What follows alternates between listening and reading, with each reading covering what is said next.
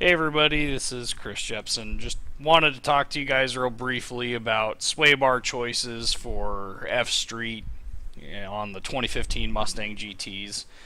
There's a lot of talk back and forth over what's the best bar to pick, and Spring Nationals presented the perfect opportunity for us to really test this hypothesis because we had a number of skilled drivers in participation. We had cars with both setups. Well, more correct, we had one car with the front sway bar, which was my car that Justin Eckles took and put in second place over 2 days. And then we have Brian Myers and David Feiner and Dick Rasmussen.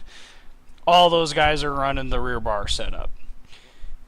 And that setup has its own advantages. And really what I wanted to do is show the video of the SolarStorm plots of what each setup emphasizes on.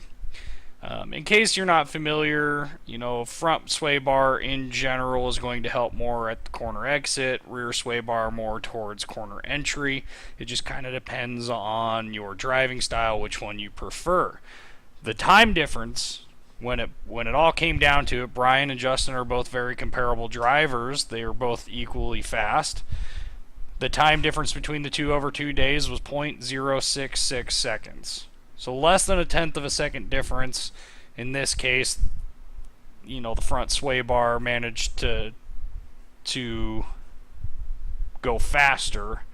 Ultimately, David Feiner, who is also running the rear sway bar setup, he ended up winning the class by a very large margin, and maybe that's one of the deficiencies in this comparison is we have two different drivers who both are very talented, but really there's a variable there.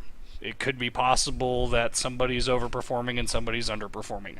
I don't know. I'd like to do this test again in the not too distant future with a single driver for both setups that gets multiple runs, and we take the logs from the best runs. But for now, this will have to do a decent job of showing the comparisons.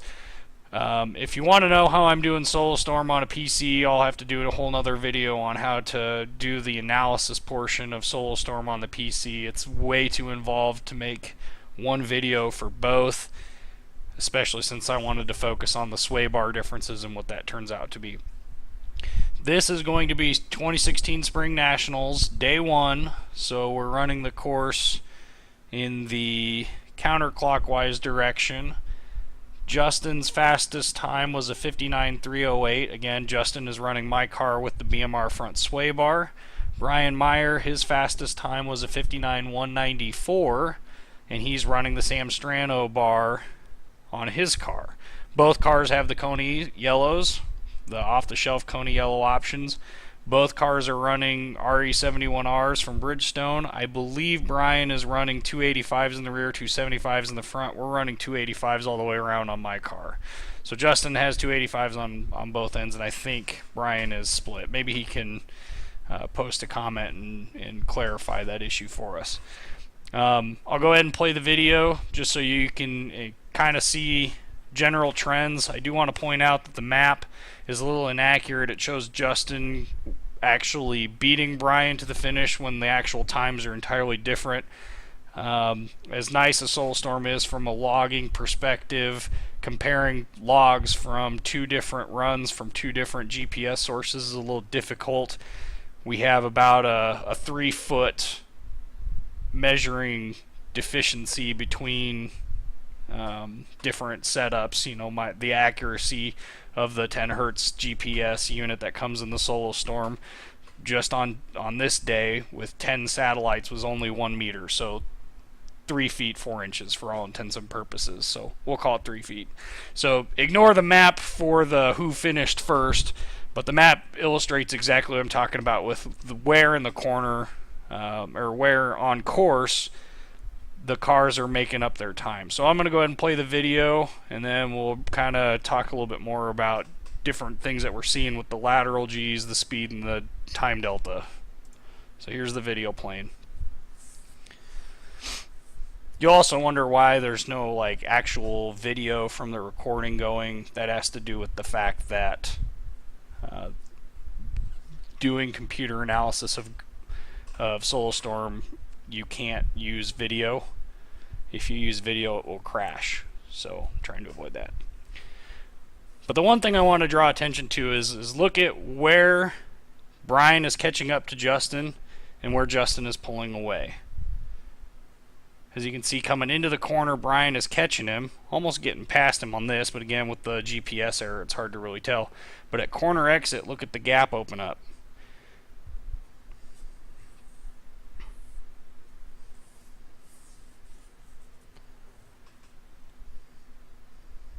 Coming now into the final little offsets and into the finish.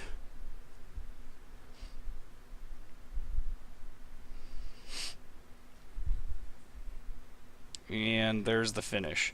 Now, as you can see, you know, the one area where Justin is able to pull away from Brian is in the corner exit phase. So we have to get slower at entry because the car is going to have a slight push in the higher speed stuff. Not a real big push, just enough to be noticeable, enough to give you a little bit of confidence. But when you're coming out of the corner, the rear alignment on my car, the front bar, it all focuses on that corner exit. And you can see, if we go through this video again, just how the car is pulling off the corner.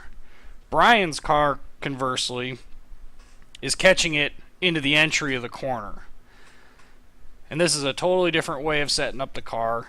The other place that he's making up the time is in the higher speed offsets, I guess you could call them.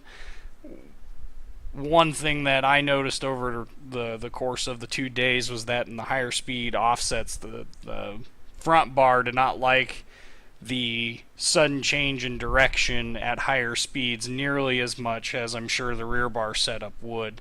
Now, having driven Brian's car, now granted that was with his rear bar on full stiff, I didn't really care for the way it drove. It felt unstable to me, but I'm also used to driving a car that was set up more for corner exit. Brian is used to all-wheel drive cars and probably hates understeer with a passion, so that's not a viable setup for him. At the end of the day, does it really matter? No, the difference between the two setups is very, very minimal. Both cars do reasonably well given the constraints of F-Street. But let's break this down a little bit further.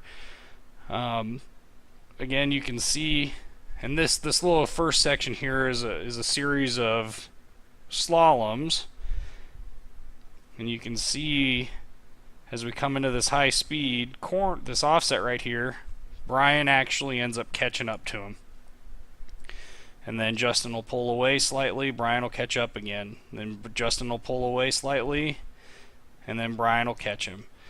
But what's interesting is if we go back here to our lateral G plot all the way up here, you notice there's not a huge difference between the two.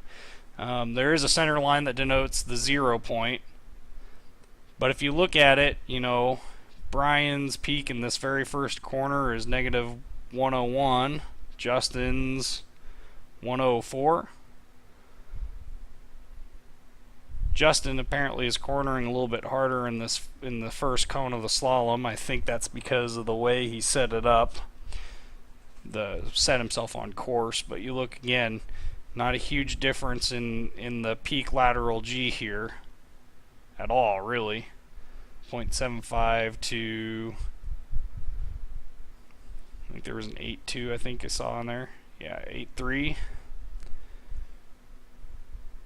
That's just through the transitions. Here's the first big corner. This is really the first time we get a pretty big discrepancy. It looks like Justin pulls about 1G,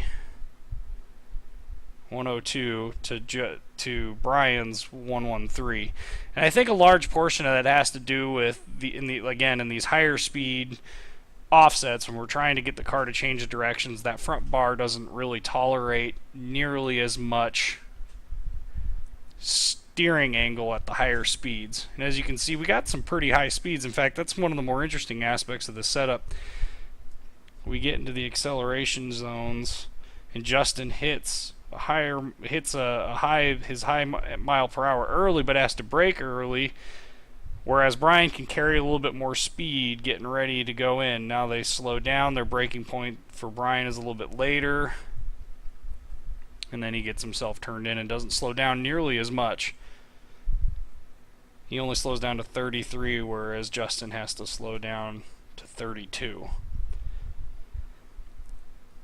If we keep going through this, let's go to the big area where Brian really catches up. And I think here is where we're going to start to see a little bit of a fundamental difference. So coming into this, if you look at the lateral G mark, you can see that we start building G's a little bit earlier, and I think that's just because the marker is a little bit further ahead. But you look at the total lateral G's and how they build up. Brian can get his up sharper, quicker, and sooner.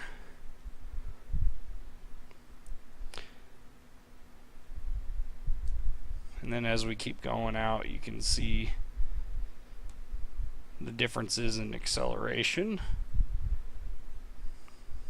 And then as we get closer and closer, again, another high-speed offset, you can see where Brian's marker is going significantly faster.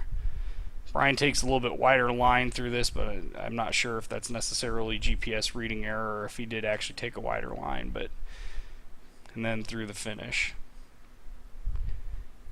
One thing that was different here and that Justin kind of kicks himself over is with the gearing on the performance package, 58.8 is about the 59.2. Okay, 59.2 is about the max mile per hour you can achieve in second gear with 285 35 19 RE71Rs with, at this point, we'll call it 21 runs on them. The debate was whether or not he should have shifted to third. Well, there's your answer. Brian hit 66.3, 6 mile an hour. That's not an insignificant time difference. I mean, just look at how much time Brian managed to kill off before the finish. Almost 0.2 of a second. So shifting probably would have been beneficial, but we wrote it till the end. So anyway, that's this video for the front and rear sway bar debate. My next hope is to get one of our local national champions, either John Hunter or Matt McCabe, to get in the cars, Brian's car, my car, and really do a back-to-back comparison between the two on one course. And I want to use one independent driver for this, give him a couple of runs to get used to the car. And the reason I want to do that is because I want to get and eliminate the driver as the variable. And I want a driver that I know I can shove in any car and he's going to be fast in it and he's going to give it a fair shot. And I think one of those two guys would probably be able to do that. But anyway, that's this video. If you got any comments or questions, you can ask in the YouTube sections or on the forum post that this is going in. So go ahead and ask away. I just found that the data was very interesting. It's not that unexpected. I mean, if you know anything about suspension setup, where the car is going to make up its time is entirely dependent on the balance of the car. And in stock trim, we don't have a whole lot of options on how we can really balance out the car per se. But again, to summarize, front bar coming out of a corner, rear bar going into the corner. Thanks for watching.